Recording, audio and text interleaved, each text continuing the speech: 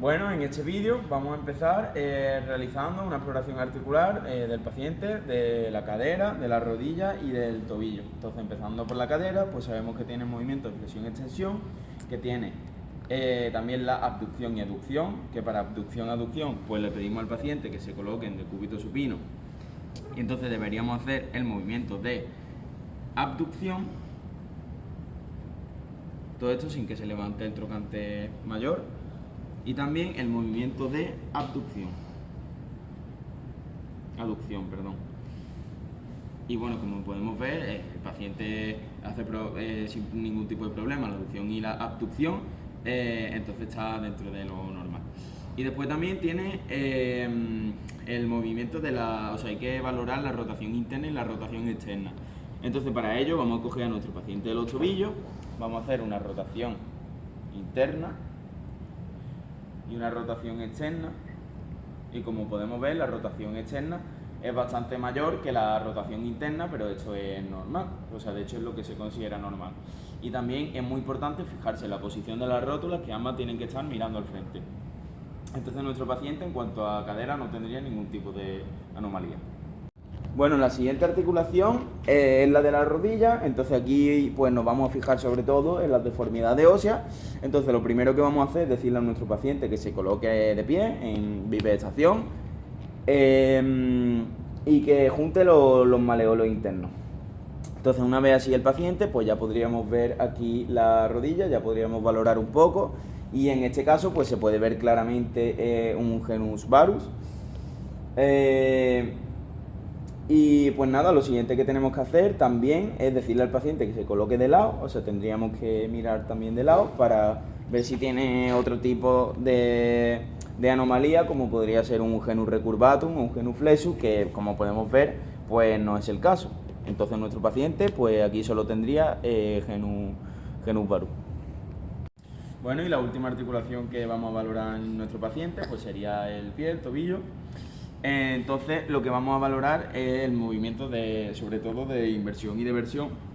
Y para ello, pues vamos a poner la mano en la zona posterior del pie y vamos a realizar un movimiento tanto de inversión, que sería así, como de eversión. Entonces, como podemos ver, la inversión pues es bastante mayor que la eversión, pero esto es totalmente normal. Siempre tiene que haber más inversión que eversión. Si hubiera la misma eversión que inversión, pues a lo mejor significaría que habría una anomalía. Bueno, pues después de haber realizado sobre nuestro paciente una exploración de la cadera, una exploración articular de la rodilla y también del pie, pues ya estaríamos listos para comenzar con todos los test que hemos realizado en clase. Entonces, el primero es la maniobra de bloqueo de Ruth, en la que lo primero que vamos a hacer, bueno, el paciente debe estar en decúbito prono y vamos a utilizar la mano contralateral para buscar la cabeza del astrágalo. Entonces palparíamos y después con la mano homolateral pues tenemos que buscar, o sea, tenemos que ponerla sobre la cabeza del cuarto y el quinto meta, y debemos realizar movimientos de aducción y abducción. Y pues con la mano contralateral pues tenemos que palpar la cabeza tanto por medial como por lateral. Y una vez la tengamos localizada, pues lo que deberíamos hacer es una flexión dorsal del pie, y entonces la maniobra, o sea, el tobillo, o sea, la asa ya estaría bloqueada. Bueno, el siguiente procedimiento que vamos a realizar es para encontrar el eje de la articulación subastragalina. Entonces, para ello debemos coger el pie de nuestro paciente, debemos poner una de nuestras manos sobre la cabeza del quinto meta, y ahora en la zona del talón pues vamos a tener que ir palpando, o sea, tenemos que hacer presión, y vamos a ver que según donde hagamos la presión, pues el pie va a realizar movimientos de inversión, de versión, o se va a quedar neutro. Entonces, en esos puntos donde el pie se quede neutro, pues vamos a marcarlo, ya sea con un punto o con algún tipo de marca, y después vamos a unir esos puntos, resultando así el eje de la articulación subastragalina de nuestro paciente. Vale, pues a continuación tenemos también el test de la luz límite funcional, donde nuestro paciente puede estar tanto en decúbito supino como en sedestación. Entonces, en este test, pues lo que vamos a realizar es una flexión dorsal de la articulación metatarsofalágica del primer dedo, y el pie tiene que estar en una posición neutra, bastante importante. Entonces, realizamos la dorsiflexión y pues como vemos que se puede realizar perfectamente, pues estaríamos hablando de que el test es negativo. En el caso de que realizáramos la dorsiflexión y, o sea, no se pudiera realizar, pues el test sería positivo.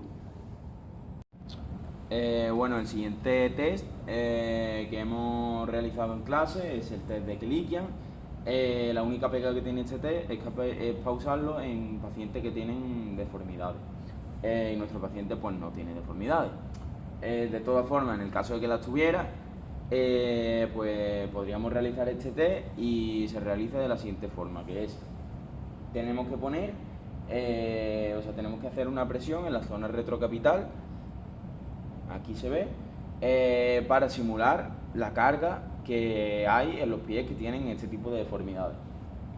Y el test sería positivo cuando la deformidad es rígida y sería negativo cuando es flexible. Lo que pasa es que como nuestro paciente no tiene deformidades, pues en este caso no podemos evaluar este test.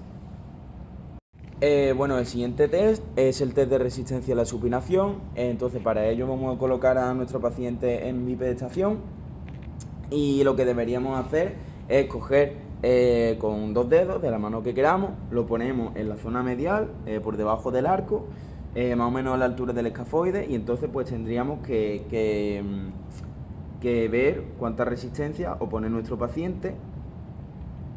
En este caso es normal, ni mucha ni poca, por lo que nuestro paciente tendría una supinación normal, pero en otros pacientes pues nos podría servir para saber si la supinación está alterada, ya sea aumentada o disminuida. Bueno, el siguiente test es el test de elevación del primer radio, donde nuestro paciente tiene que estar en bipedestación y tenemos 2 formas para hacerlo.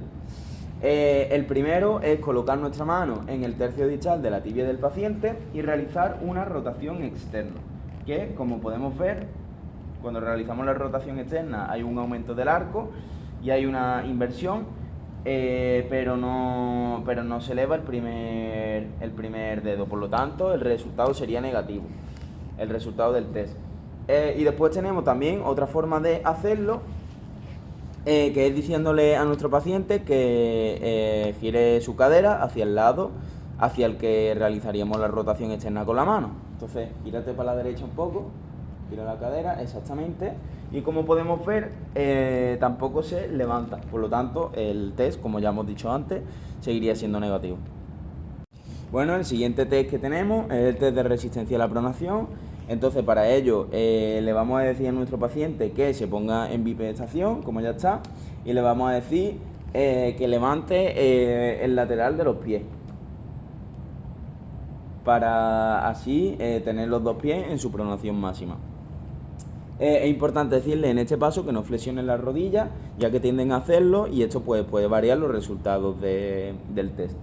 Entonces, se dice que si la pronación no llega a los 2 grados, la articulación máxima, la articulación subtalar ya está en su máxima pronación, ¿vale? Y nuestro paciente, pues podemos ver claramente que pasa de los 2 grados. Y también hay que tener cuidado si la pronación máxima, o sea, si el paciente cuando está en bipedestación, ya se encuentra en bipedestación relajada, ya se encuentra en su pronación máxima, hay que tener bastante cuidado con eso. Incluso habría que pensar en ponerle algún tipo de órtesis, porque puede originar futuros problemas biomecánicos. Bueno, pues el siguiente test sería el test de Coleman, que se va a usar para ver si el retropié, las deformidades del retropié pues son flexibles o son ya rígidas. Entonces, como en otros test, pues realmente nuestro paciente no tiene deformidad de retropié, así que no sería muy útil usarlo, pero el procedimiento sería el siguiente, y sería poner un trozo de madera. En este caso no tenemos madera, así que hemos cogido una libreta que tiene un cierto grosor, y deberíamos de poner la parte del talón que está apoyada y el cuarto y el quinto dedo apoyados sobre la madera, en este caso la libreta. Entonces, si de esta forma, y apoyando el resto de los dedos en el suelo, si de esta forma se corrige las deformidades que tiene supuestamente en el retropié, pues estas deformidades pues serían flexibles. Si no se corrigen, pues sería rígida. Y para esto sirve el test de Coleman. Bueno, y también tenemos el test de Sirvescuol, en el que básicamente lo que vamos a hacer es comparar la flexión dorsal del tobillo de nuestro paciente con la rodilla extendida y con la rodilla flexionada.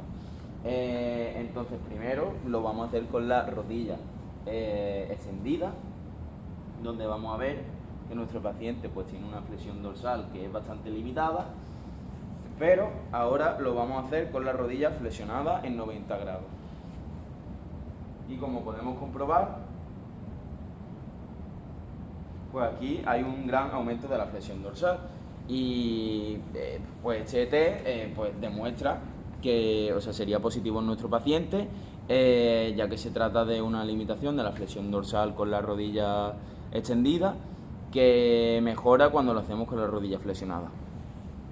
Bueno, y tenemos también el test de Whitlock, donde lo que tenemos que hacer es básicamente, para comprobar la funcionalidad del arco, tenemos que levantar el primer dedo, y si el arco se levanta, pues es la normalidad, por lo tanto el test sería negativo. Sin embargo, si cuando levantamos el dedo pues el arco se quedara plano, que no es el caso, pues el test sería positivo. Vale, ahora el siguiente test que vamos a realizar es el Double Heel Raise Test, porque es de los dos pies.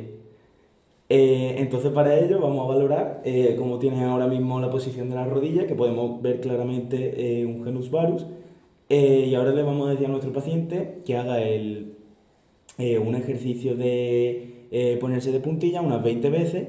Importante que no toque el talón con el suelo hasta que termine las 20 repeticiones. Hazlo, paciente.